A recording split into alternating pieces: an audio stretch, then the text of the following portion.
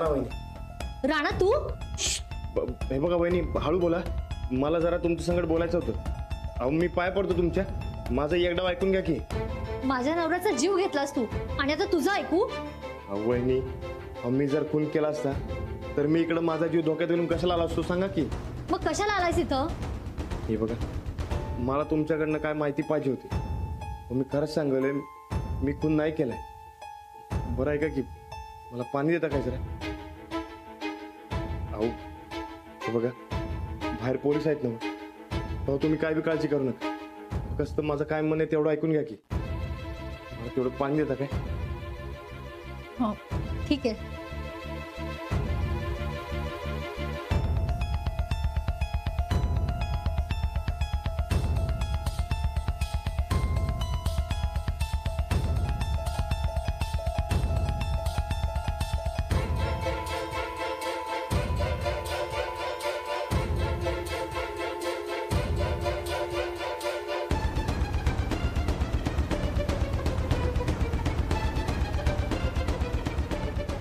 हे बघा, माझं तुमच्या नवऱ्या संगत भांडण चालतं, पण मी खून नाही केलं.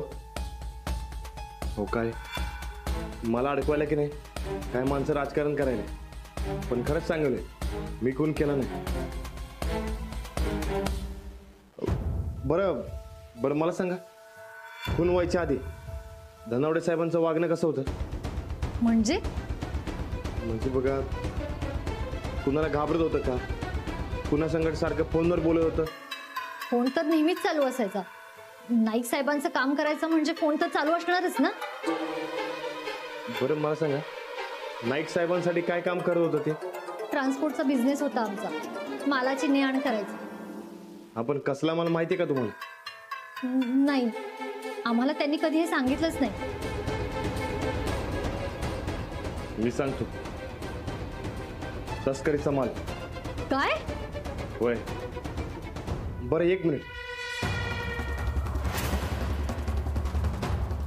हे बघा, या फोटोमध्ये बॅग आहे ना, त्या बॅगेबद्दल काय माहिती आहे तुम्हाला?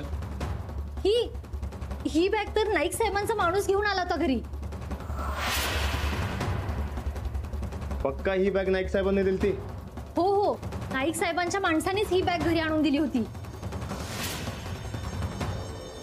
माझ्याकडे सांभाळायला दिली होती ही बॅग. मला उघडू नको म्हणून सांगितली, म्हणून मी नाही बघितलं, पण नाईक साहेबांनीच ही बॅग दिली होती.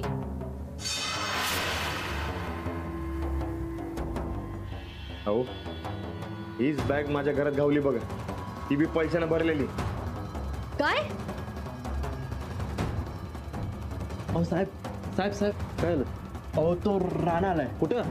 आज थांबा, तरी लावून घे. ते साहेबांना फोन करूया. अरे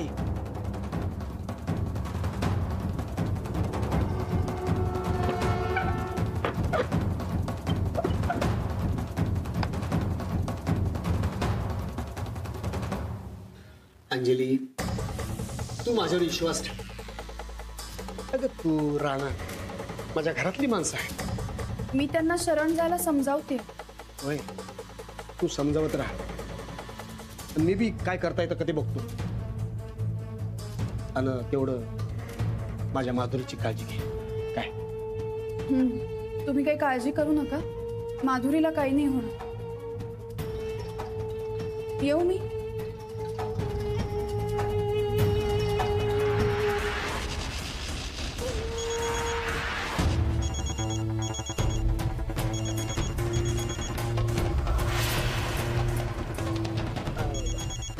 आतल्या खोलीतला फोन वाजतोय, मी बघतो कोण आहे ते. कट झाला. नाही काय आहे, इलेक्शनला उभं राहतोय ना, लय लोक फोन करून त्रास देत असतात. तू ये, काळजी घे, मी बघतो.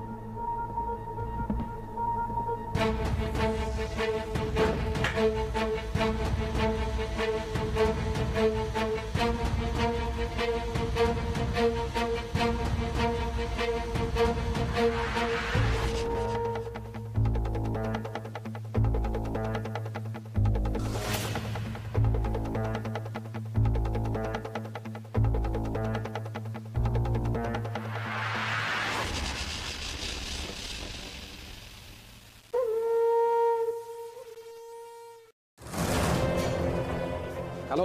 हॅलो साहेब, राणा दळवण्याच्या घरात फिरलाय. आम्ही त्याला बंद केलाय. तुम्ही लवकर या साहेब. क्या बात आहे. बेस्ट. तुम्ही त्याच्यावरती करडी नजर ठेवा आणि पळून जायचा प्रयत्न केला ना तर चांगला फटकावून काढा आणि पुरावा म्हणून हे सगळं मोबाईलवरती शूट करा. Yes sir. राणा सापडला. पोलिसांनी त्याला धानवड्याच्या घरात डांबून ठेवलाय. वा, एक नंबर. आता त्याला सोडायचं नाही. नाही सोडणार. मोहिते, ते जे काय मोबाईल मध्ये शूट होईल का नाही ते मला आणून द्या. बाय. आता बराबर अडकवतो बघा त्या रानाला.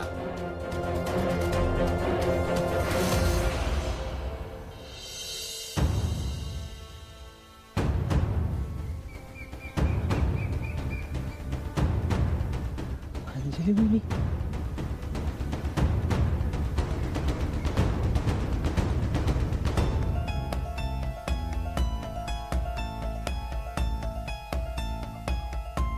वहिनी, अंजली वहिनी. अहो अंजली वहिनी, तुम्ही काय करा नाही. तुम्ही त्या मामाला सामील झालाय. सामील? मी फक्त खऱ्याची बाजू घेते. अहो कसलं खरं. तो मामा एक नंबरचा बिलंदर निघालाय. राणा, विश्वास ठेवा तुम्ही. राणाजींनी खून केलाय हे पटलंय मला, आणि एका गुन्हेगाराला साथ देणार नाही मी. मग तो माझा नवरा का असे ना. वहिनी, तुमचा गैरसमज झालाय. राणा जिंदगीत असली वंगाळ कामं कधी करणार नाही बघा.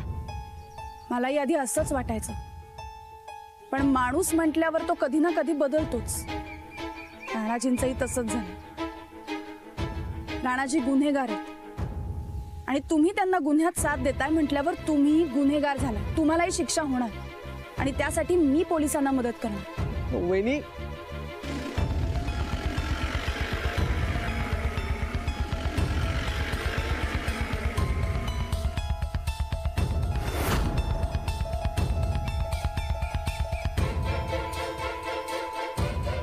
हे असलं पोलीस वहिनी.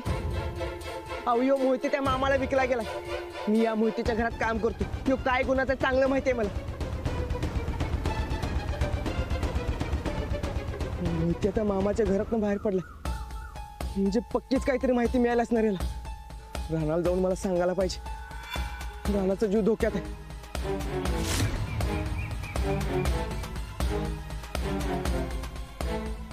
वहिनी, मला वाटत होतं माझ्यापेक्षा राणाला तुम्ही जास्त ओळखताय, पण नाही. तुम्ही राणाला नाही ओळखलं. तुम्ही मामाच्या घरात जाऊन या मोहितेला राणाची टीप दिली हे बरोबर केलं नाही वहिनी. लय वंगाळ काम केलं हे तुम्ही. अहो राणा मरता मरता वाचू. आणि आता जर राणाला काय झालं तर ह्याला जबाबदार फक्त तुम्ही असणार. ध्यानात ठेवा.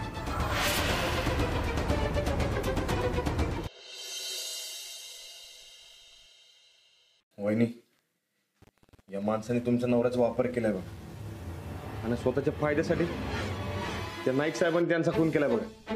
हो पण पोलीस तर तुमचंच नाव घेत आहेत ना. होय, कारण पोलीस बी त्या नाईक साहेबांनी सामील आहेत ना. बघ काय झालं, अहो तुमच्या नवऱ्याच्या हातनं माझ्या घरामध्ये पैशाची बॅग पाठवली होती बघा, आणि त्यावरच माझा ना तुमच्या नवऱ्याचा खटका उडालता. त्याचाच फायदा या माणसांनी घेतला. आणि तुमच्या नवऱ्याचा खून मी नाही तर त्या अक्का नावाच्या एका बाईने केलाय. पण आता या सगळ्याचा काय फायदा. माझा नवरा तर गेलाच ना. आमचे हाल काय होत आहेत ना ते आमचं आम्हाला माहिती आहे.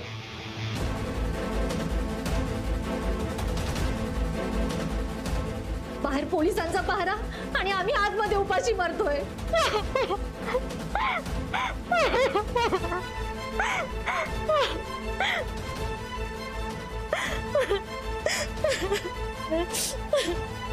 माफ करा, मला तुमची अडचण समजते. बघा माझ्याकडे एवढंच पैसे, एवढीच मदत करू शकतो. पण खरं सांगतो, मी खून केला नाही तुमच्या नवऱ्याचा.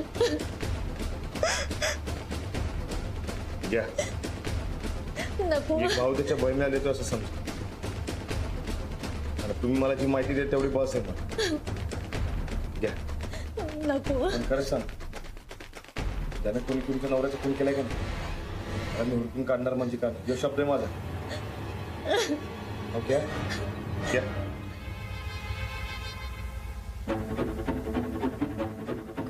उपकार झाले तुमचे. तुम्ही उठा, तुम्ही पहिलं उठा उठा. खरंच वाईट वेळ आली होती आमच्यावर. या पैशामुळे खरंच खूप वाईट वेळ आली होती आमच्यावर. काय बी बोल ना.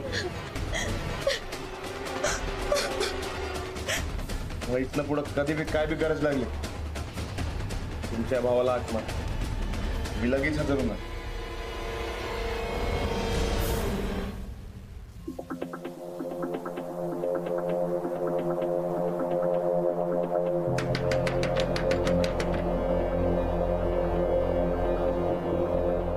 राणा दरवाजा उघड. तू आत आहेस ते माहिती आहे आम्हाला. चुपचाप बाहेर ये. चारी बाजूनी घेरले आम्ही तुला. आता देव जरी आला ना तरी तुला वाचवू नाही शकत. राणा राणा दरवाजा उघड.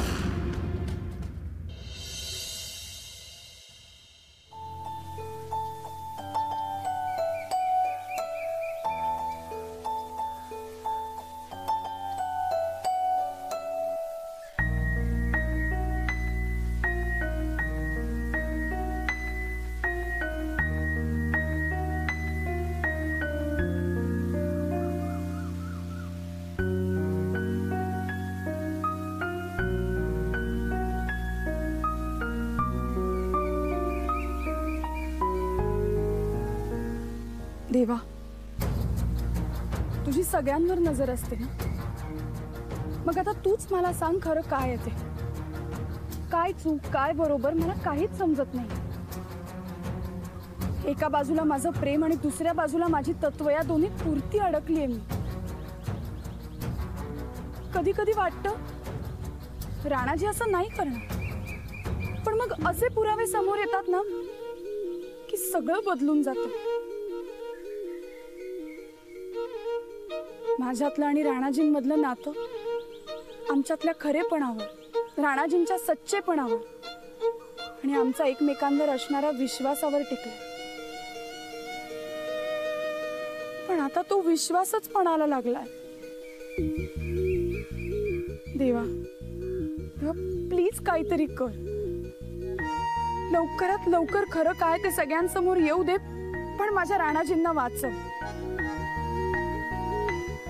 असं काहीतरी कर की सत्यही समोर येईल आणि माझं कुंकूही वाचेल.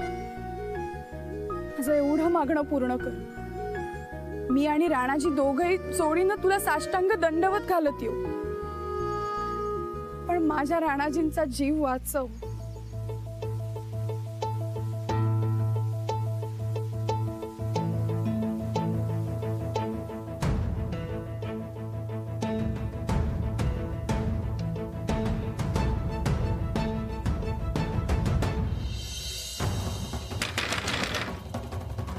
राणा, जर तू आता दरवाजा उघडला नाहीस ना तर अख्ख्या घरावर गोळ्या झाडीन मी.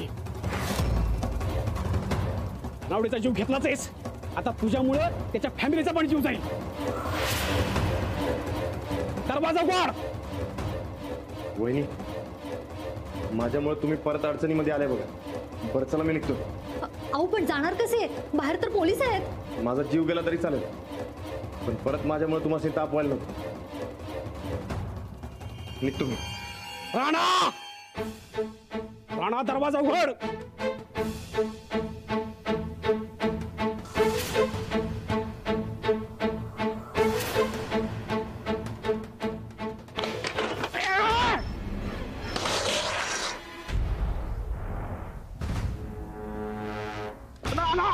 राणा थांब. थांब राणा.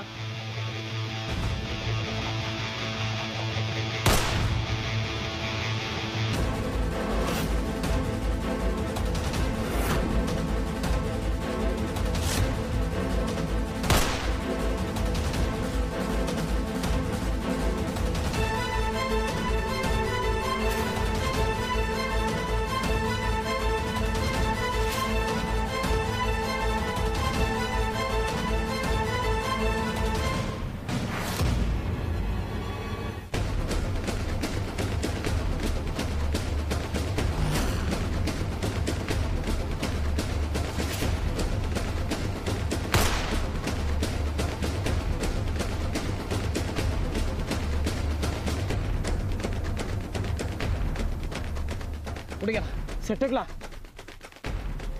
दरवेळी कसा सटकतो हा? साहेब येऊ तारी त्याला कोण मारी?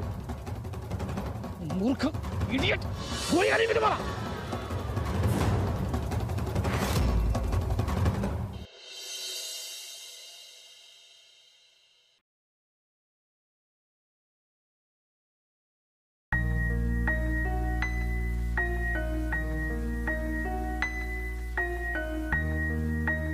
हे काय एकट्याच? माधुरी नाहीये?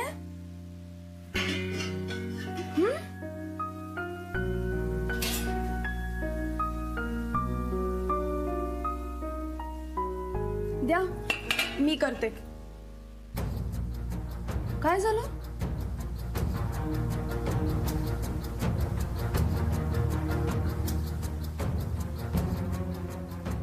गोदा का आज ना आपण लक्ष्मीला फोन लावूया. खूप दिवस झाले तुम्ही बोललाच नाही तिच्याशी. आज बोला.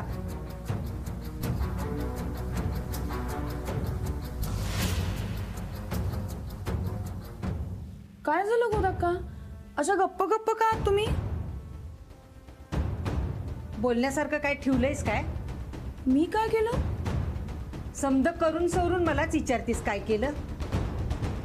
माझ्या पोराच्या जीवावर उठलीस तू. काय बोलताय तुम्ही? काय चुकीचं बोलतेय काय मी? बराबरच आहे. आऊ नाही गोदाक्का. गोदाक्का नाही हो, तुमचा काहीतरी गैरसमज होतोय. वा ग वा, आम्ही समधी चूक आणि तू तेवढी बराबर. मला तुझ्या संग एक सबूत बी बोलायचा नाही.